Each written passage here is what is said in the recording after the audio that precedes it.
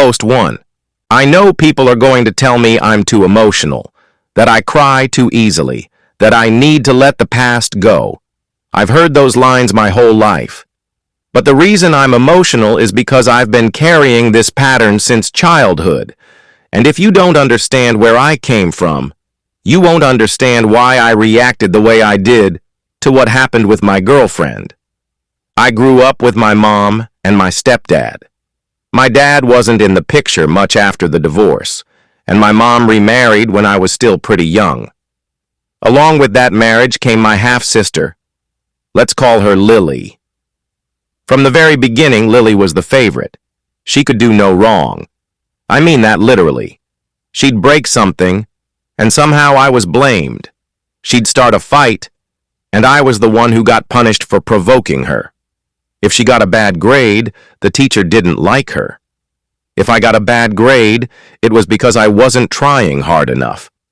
That's the pattern I grew up with. I was the scapegoat, and she was the golden child. My stepdad especially treated Lily like a princess. Anything she wanted, she got. New clothes, money for extracurriculars, a car when she turned 16. I, on the other hand, was told to be independent. I paid for my own phone. I saved for my own used car. When college came around, guess who had tuition covered and a nice apartment near campus? Lily. And guess who had to take out loans, work 2 jobs, and still go home to judgmental phone calls about how I wasn't applying myself? Me. I'm not saying this to get pity. I'm saying it because this dynamic never changed. Even as adults, Lily is still the golden one. Every holiday, every family gathering, every story somehow circles back to her latest accomplishment, usually some Instagram brand deal or sponsored trip. I could bring up a work milestone that actually pays the bills, and it gets brushed aside. So when I finally found someone who I thought saw me for who I really was, my girlfriend, who I honestly thought I'd marry, I was terrified, but also hopeful. I'd been saving for months, picked out an engagement ring that was honestly the nicest thing I've ever bought in my life. I had this whole plan to propose once we hit our 3rd anniversary. For once, I thought maybe I'd get to have something that was mine, that Lily couldn't touch. But I underestimated just how much influence Lily has, not just over my parents, but over anyone who gets too close.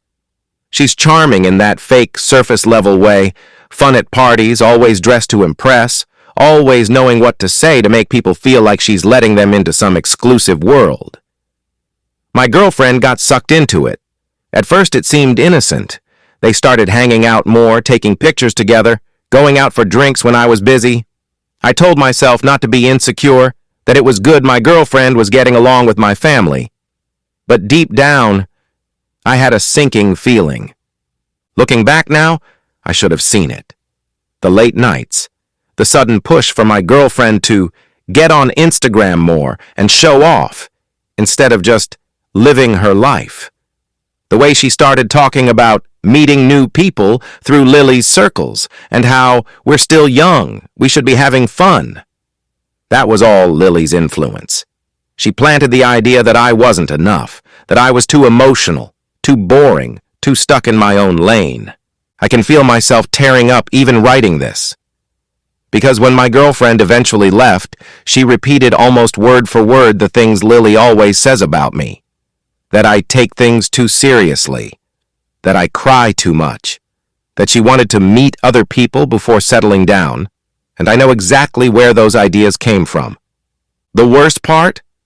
She left before ever finding out about the engagement ring. I had it hidden away ready.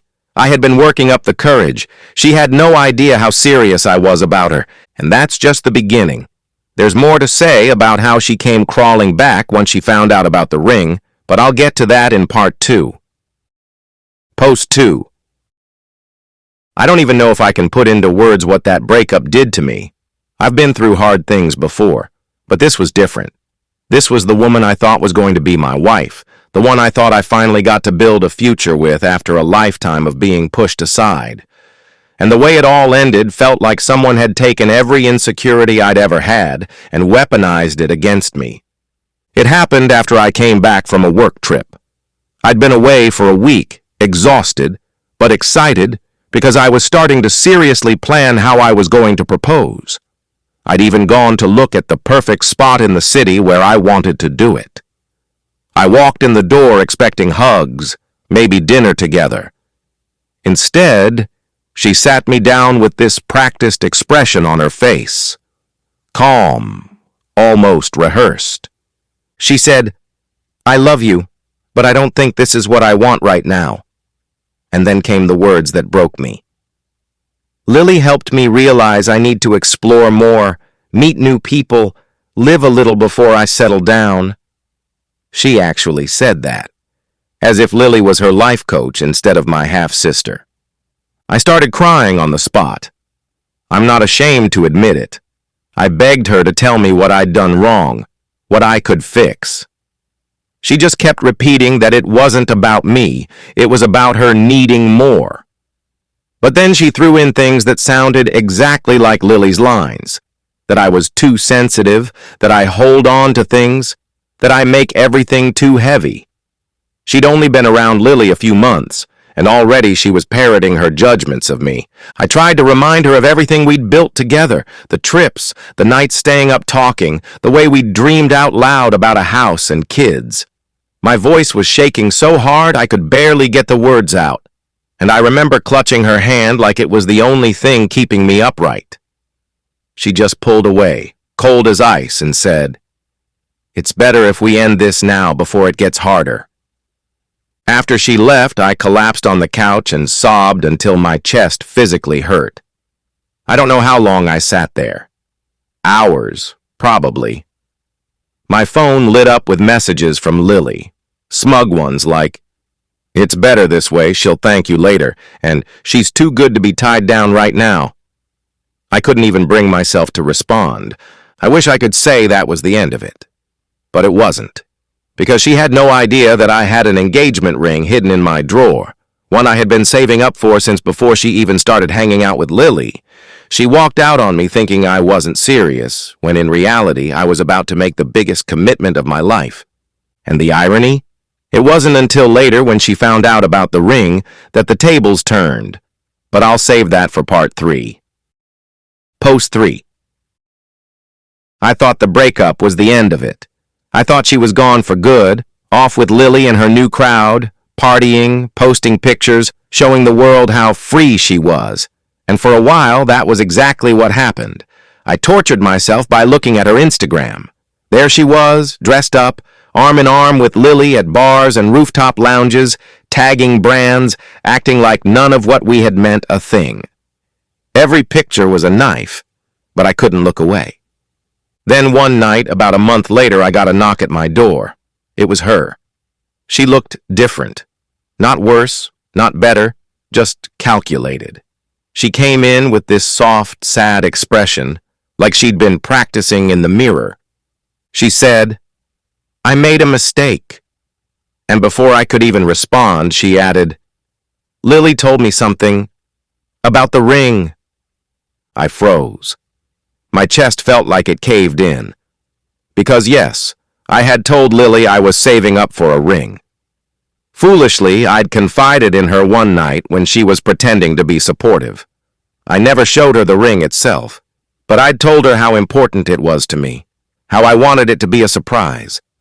I should have known she'd use it against me. My ex continued, "I didn't realize how serious you were. I thought we were just, I don't know, playing house. But if you were ready to propose, that changes things." "I'll admit," I cried again. The tears just came before I could stop them. I told her yes, I had bought the ring, yes, I had been planning everything, yes, I had been serious about us from the beginning. My voice cracked the whole time, and she just nodded, this look in her eyes like she thought she had me right where she wanted me. She said, "I don't want to lose you. I know I got caught up with Lily and her friends, but I realize now that what we had was real. I want to try again." And for a split second, I almost caved. My heart wanted to believe her. Every fiber of my body wanted to believe the woman I loved was standing there, ready to come home. But even through the tears, I could see the calculation. She wasn't there because of me. She was there because she realized what she lost. She wanted the ring, the security, the life I was building, not me. I wiped my face, took a deep breath, and told her no. My voice was steadier than I expected when I said it. You made your choice. You left. I'm not going through that again. Her expression changed instantly. Gone was the soft sadness. Suddenly she was cold, almost sneering. Fine, she said. Good luck finding someone else who'll put up with you crying all the time. And just like that, she stormed out. I sat there, shaking, the ring still in the drawer, my tears drying on my face. And for the first time, I didn't feel like a victim. I felt like I had finally stood my ground. But of course, the fallout with Lily and the family was still waiting. That's for part 4. Post 4. If you thought telling my ex no would be the end of it, you don't know my family. With Lily involved, nothing is ever simple, and nothing is ever just between me and the other person. Somehow she always finds a way to make it her stage.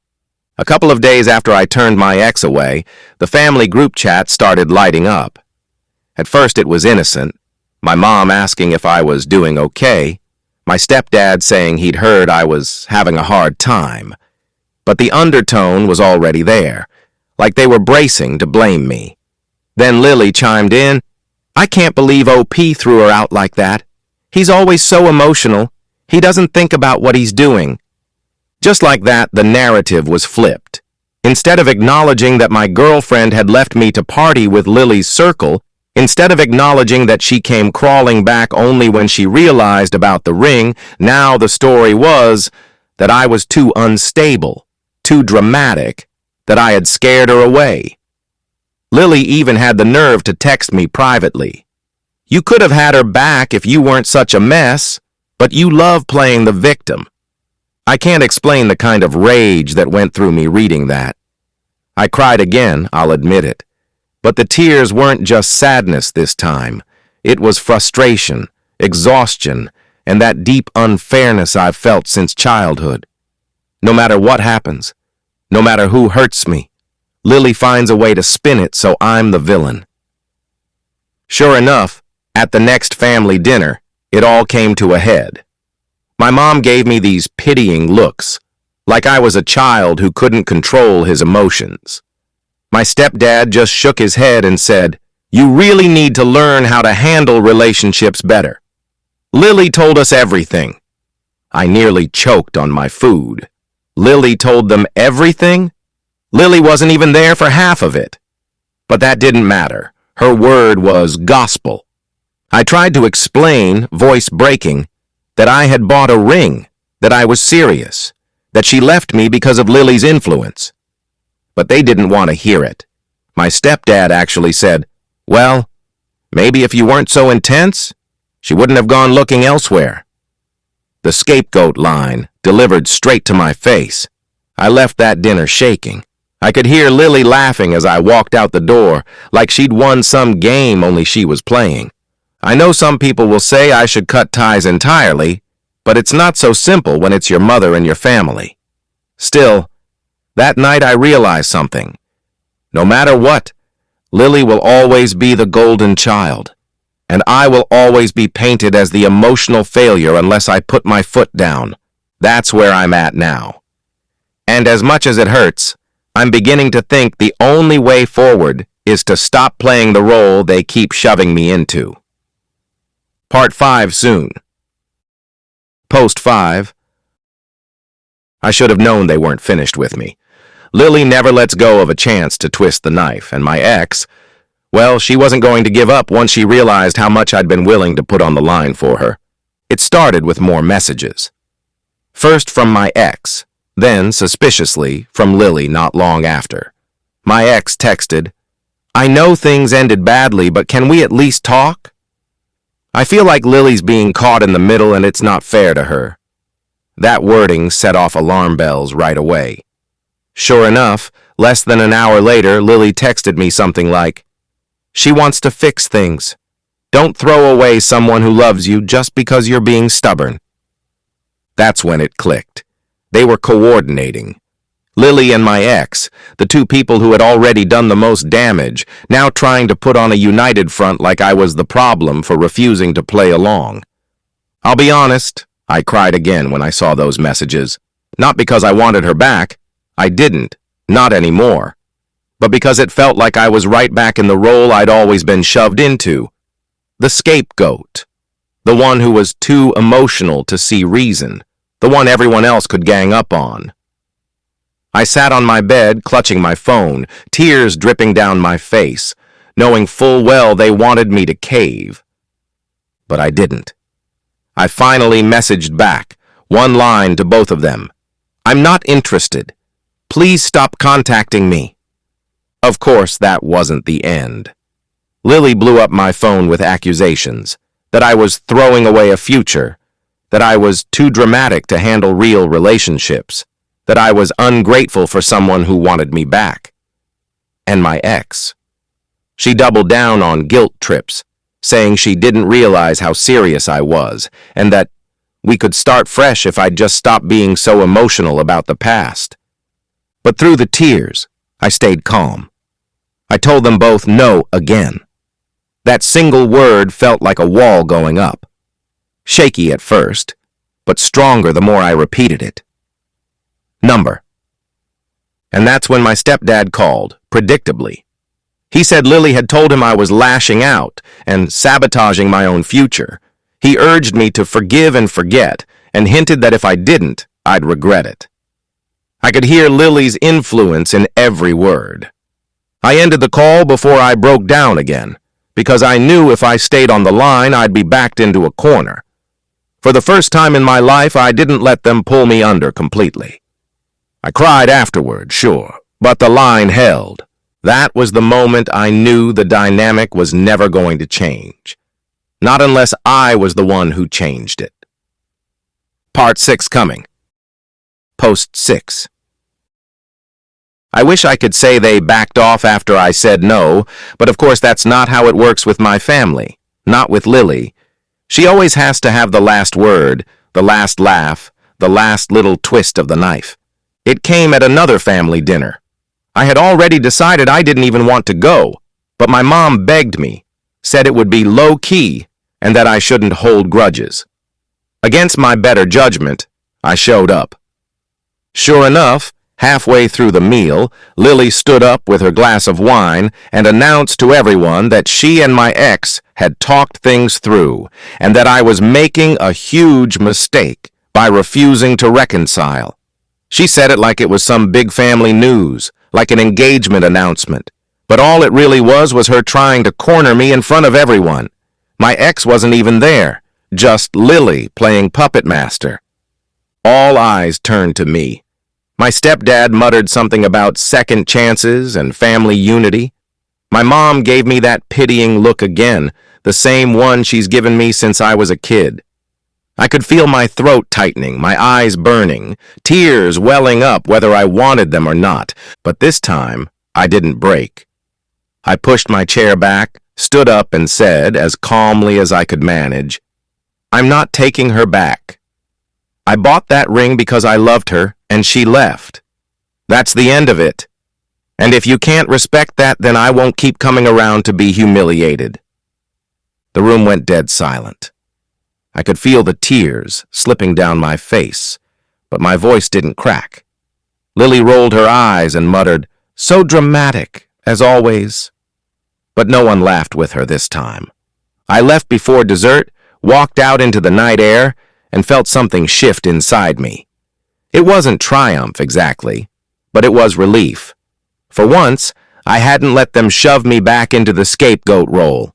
I had stood my ground, even with everyone watching, even with Lily trying to orchestrate the narrative.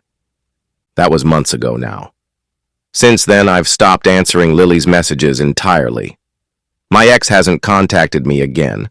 I think even she realized the door was finally closed. My stepdad still makes little digs, but I don't rise to them. And my mom, well, she's slowly come around, though I know she'll never fully admit Lily was wrong. The ring is still in my drawer. I don't look at it much, but when I do, it doesn't break me anymore.